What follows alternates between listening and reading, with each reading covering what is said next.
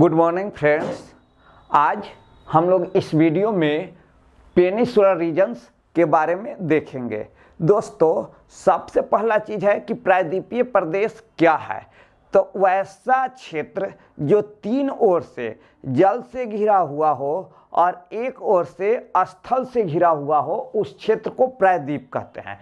तो भारत का जो दक्षिण का भाग है, पूर्व में बंगाल की खाड़ी, दक्षिण में इंडियन ओशंस, पश्चिम में अरब सागर से घिरा हुआ है और उत्तर में उत्तर भारत के विशाल मैदान से घिरा हुआ है। इसलिए दक्षिण भारत के क्षेत्र को प्रायद्वीपीय प्रदेश कहते हैं। भारत का जो यह प्रायद्वीपीय प्रदेश है वह 16 लाख वर्ग किलोमीटर क्षेत्र में फैला हुआ है। दोस्तों, आज जो हम लोग विशेष रूप से बात करेंगे वह विंध्य पर्वतमाला, दक्कन का पठार, कर्नाटक का पठार, cardamom hills, Garhjat hills, Dandakaranya और राजमहल एवं झारखंड के बारे में बात करेंगे। दोस्तों, सबसे पहले विंध्य पर्वतमाला के बारे में आते हैं। तो विंध्य पर्वतमाला उत्तर भारत को दक्षिण भारत से अलग करता है और विंध्य पर्वतमाला का विस्तार राजस्थान के चित्तौड़गढ़ से बिहार के सासाराम तक है। बिहार में विंध्य पर्वतमाला दो जिलों में फैला हुआ है, एक आपका सासाराम और दूसरा कैमूर जिला में। दोस्तों, मुगल कालीन जो भवन का निर्माण हुआ वह विंध्य पर्वतमाला के लाल बलुआ पत्थर से निर्माण किया गया था। तो विंध्य पर्वतमाला के क्षेत्र में लाल बलुआ पत्थर का स्रोत है। दोस्तों, अब हम लोग दक्कन के पठार पे आते हैं। तो दक्कन का पठार का निर्माण क्रिटेशियस काल में ज्वालामुखी के दरारी उद्भेदन के फलस्वरूप लावा के जमाव होने से हुआ है। दोस्तों, दक्कन का पठार 5 लाख वर्ग किलोमीटर क्षेत्र में फैला हुआ है। इस पठार का प्रसार महाराष्ट्र, दक्षिणी गुजरात, मध्य प्रदेश के मालवा रीजन, उत्तरी कर्नाटक और पश्चिमी आंध्र प्रदेश में है। दक्कन का पठार काली मिट्टी का क्षेत्र है। ये पूरे क्षेत्र में काली मिट्टी पाई जाती है, जिसमें कपास का उत्पादन अधिक होता है, इसलिए काली मिट्टी को कपासी मिट्टी भी कहा जाता है। दोस्तों, अब हम लोग कर्नाटका के पठार। तो कर्नाटका का पठार कहाँ पर लोकेटेड है? तो कर्नाटक का पठार का जो लोकेशन है वह आपका कर्नाटक और उत्तरी केरल में है। कर्नाटक का जो पठार है वह लौह अयस्क और अन्य खनिज संसाधन का क्षेत्र है। कर्नाटक के पठार का में ही बाबा बुदन पहाड़ी है, जिसकी सर्वोच्च चोटी मुलनगिरी है, जिसकी ऊंचाई 1913 मीटर है। दोस्तों, बाबा बुदन पहाड़ी पर स्थित मुलनगिरी है जो कर्नाटक के पठार की सर्वोच्च चोटी है।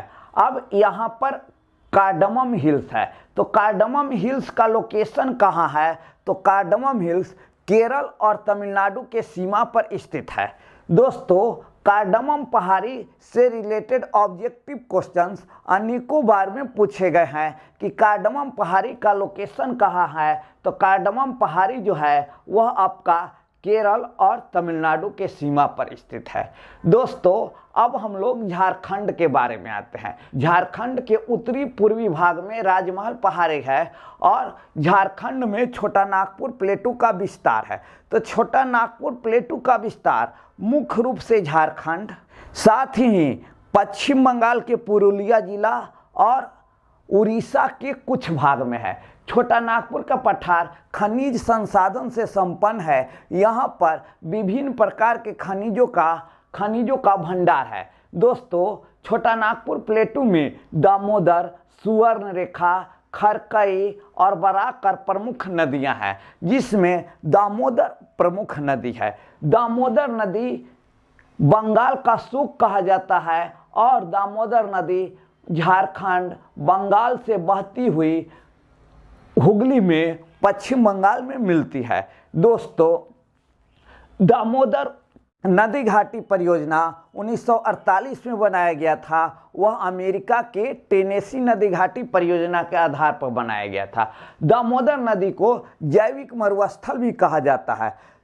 जैविक मरुस्थल का अर्थ हुआ कि वहाँ पॉल्यूशन इतना अधिक हो गया है कि किसी भी तरह के जीव जंतु सरवाइव नहीं कर सकते हैं, अर्थात जीवित नहीं रह सकते हैं। तो दोस्तों, सबसे पहले जैविक मरुस्थल शब्द का जो प्रयोग किया गया वह दामोदर नदी के लिए प्रयोग किया गया था। वर्तमान समय में भारत की अनेकों नदियां जैविक मरुस्थल के रूप में बदल गई है। दोस्तों, अगर यह क्वेश्चन हो कि भारत में किस नदी को जैविक मरुस्थल कहा जाता है, तो इसका राइट आंसर आपका दामोदर नदी हुआ। अगर दामोदर नदी ऑप्शन में नहीं हो तो वहां पर आप देखिए कि उन नदियों में सबसे अधिक प्रदूषित नदी कौन सी है। जो नदी सबसे अधिक प्रदूषित है उस नदी को वहां पर राइट आंसर माना जाएगा। तो यहाँ पर पॉल्यूशन के आधार पर आपको जैविक मरुस्थल शब्द दिया गया है। तो यहाँ पर ये आपका दामोदर नदी, तो दामोदर झारखंड के प्रमुख नदी है। दूसरा, झारखंड में आपको स्वर्ण रेखा नदी है। तो स्वर्ण रेखा नदी का उद्गम स्थल जो है रांची के पठार है। स्वर्ण रेखा नदी झारखंड उड़ीसा से बहती हुई बंगाल की खाड़ी में गिरती है और जमशेदपुर स्वर्ण रेखा नदी के तट पर स्थित है। दोस्तों, खरकई स्वर्ण रेखा नदी की एक प्रमुख सहायक नदी है और जमशेदपुर स्वर्ण रेखा एवं खरकई नदी के संगम पर स्थित है। अब अगला जो नदी है यहाँ बराकर नदी। तो बराकर नदी झारखंड की एक अन्य प्रमुख नदी है। यह नदी दामोदर की सहायक नदी है। तो दोस्तों, तो इस प्रकार आपका छोटा नागपुर का पठार का प्रसार किन किन राज्यों में हमने देखा, और छोटा नागपुर का पठार के प्रसार के बाद जो मूल है कि राजमहल का लोकेशन कहाँ है, तो राजमहल का लोकेशन झारखंड के उत्तर पूर्व में है और राजमहल के क्षेत्र से गंगा नदी होकर बहती है। इसलिए भारत में जो गंगा नदी है उत्तराखंड, उत्तर प्रदेश, बिहार, झारखंड, पश्चिम बंगाल से बहती हुई बांग्लादेश में जाती है। तो भारत में गंगा नदी 5 राज्यों से होकर बहती है। दोस्तों, अब हम लोग आते हैं गढ़जात पहाड़ी। तो उड़ीसा उच्च भूमि को गढ़जात पहाड़ी कहते हैं। उड़ीसा उच्च भूमि को गढ़जात पहाड़ी कहते हैं और महेंद्रगिरी यहाँ एक प्रमुख चोटी है जिसकी ऊंचाई 1501 मीटर है। दोस्तों, दंडकारन, तो दंडकारन का लोकेशन कहाँ है, तो दंडकारन का जो लोकेशन है वह मुख्य रूप से आपका छत्तीसगढ़ राज्य में है। लेकिन दंडकारन का प्रसार उड़ीसा, आंध्र प्रदेश के राज्यों में भी है। दंडकारन भी खनिज संसाधन से संपन्न क्षेत्र है। यहाँ एक बस्तर जिला है। यह क्षेत्र आदिवासी बहुल क्षेत्र है, लेकिन अधिक संसाधन होने के बाद भी इस क्षेत्र का विकास बहुत कम हुआ है। दोस्तों, अब हम लोग बुंदेलखंड पर आते हैं। तो बुंदेलखंड कहाँ, तो बुंदेलखंड का लोकेशन आपको उत्तर प्रदेश और मध्य प्रदेश में मिलेगा। दक्षिणी उत्तर प्रदेश और उत्तरी मध्य प्रदेश के एरियाज को बुंदेलखंड कहते हैं। बुंदेलखंड का क्षेत्रफल 70,747 वर्ग किलोमीटर है।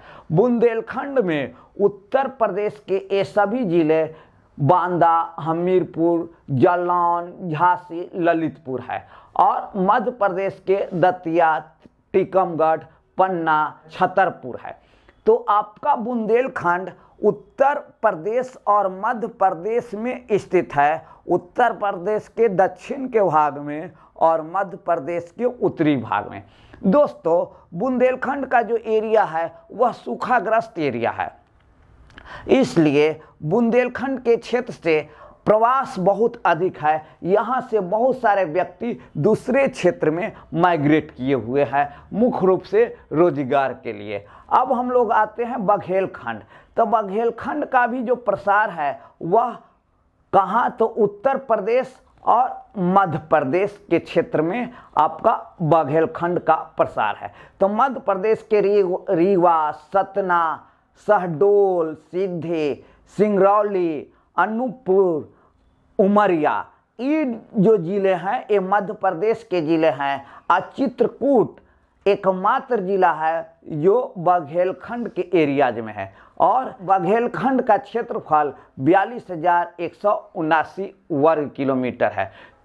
अब हम लोग मालवा प्लेटू, तो मालवा प्लेटू मध्य प्रदेश में इसका मुख्य रूप से विस्तार है मालवा प्लेटू का, और मालवा प्लेटू काली मिट्टी का क्षेत्र है। दूसरा तेलंगाना प्लेटू, तो तेलंगाना प्लेटू तेलंगाना राज्य में स्थित है। यह भी क्या है, एक ऊंचा क्षेत्र है जहां पर सूखे की समस्या तेलंगाना प्लेटू में अधिक होता है। तो दोस्तों इस प्रकार से इस वीडियो में हमने आपको जो भी प्रायद्वीपीय भारत के मुख्य क्षेत्र थे उन क्षेत्रों के बारे में बताया है। दोस्तों इससे पहले भी हम लोग प्रायद्वीपीय भारत का एक और वीडियो डाले थे जिसमें पश्चिमी घाट, पूर्वी घाट, विंध्य पर्वतमाला के बारे में विस्तृत रूप से बात किए हैं। अगर आप वो वीडियो नहीं देखे होंगे तो उस वीडियो को भी देख लीजिएगा। हम अपने सभी दोस्तों से इस वीडियो को सब्सक्राइब, लाइक और कमेंट करने का रिक्वेस्ट करते हैं। जय हिंद।